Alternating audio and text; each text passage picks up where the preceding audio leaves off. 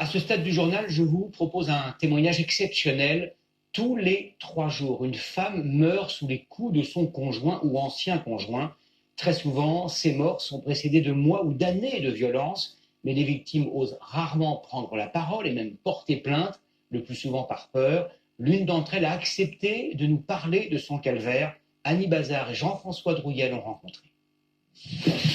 Fanny voulait fuir son ex-mari violent en s'installant à 800 km de chez lui. Dès 4 ans après leur séparation, il l'a retrouvée. Depuis, elle vit dans l'angoisse permanente et se protège comme elle peut.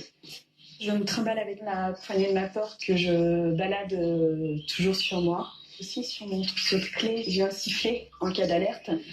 Aujourd'hui, elle habite avec sa fille, retranchée dans cet appartement qu'elle a placé sous vidéosurveillance. Et toujours les rideaux fermés. J'ai donc un bracelet connecté qui me permet d'alerter des amis parce qu'en cas de danger, j'ai jamais le temps de dégainer le téléphone, de composer le 17, d'attendre.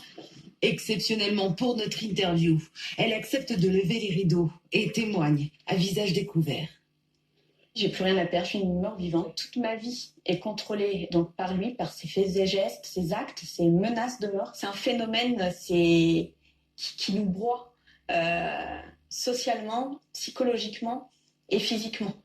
Pendant 3 ans, Fanny affirme avoir régulièrement subi les coups de son ex-mari. Pour en témoigner, elle a gardé des preuves, comme cette photo.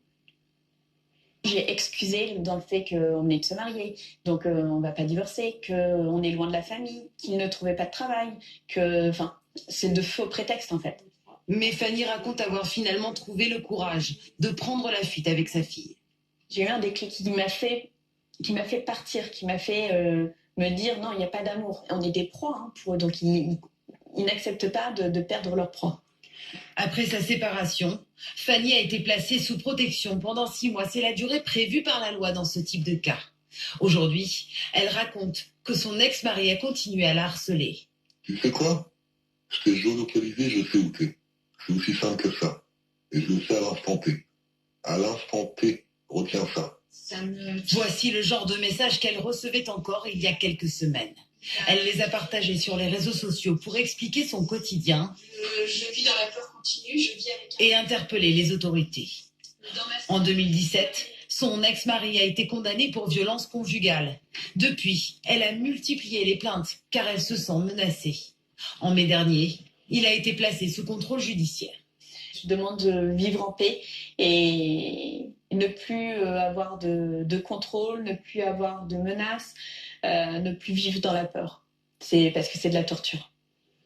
Sortir de l'enfer, être reconnue comme une victime. Cela peut prendre plusieurs années pour cette avocate spécialisée dans ce type d'affaires.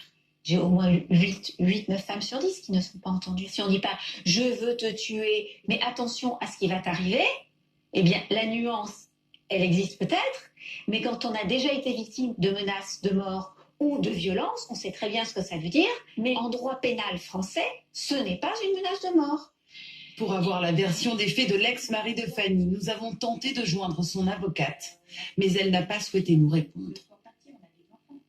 Sur LCI ce matin, la ministre de la Justice, Nicole Belloubet, a annoncé qu'elle voulait précisément généraliser le port du bracelet électronique pour tenter de tenir à distance les conjoints violents, une mesure qui a montré son efficacité, notamment en Espagne.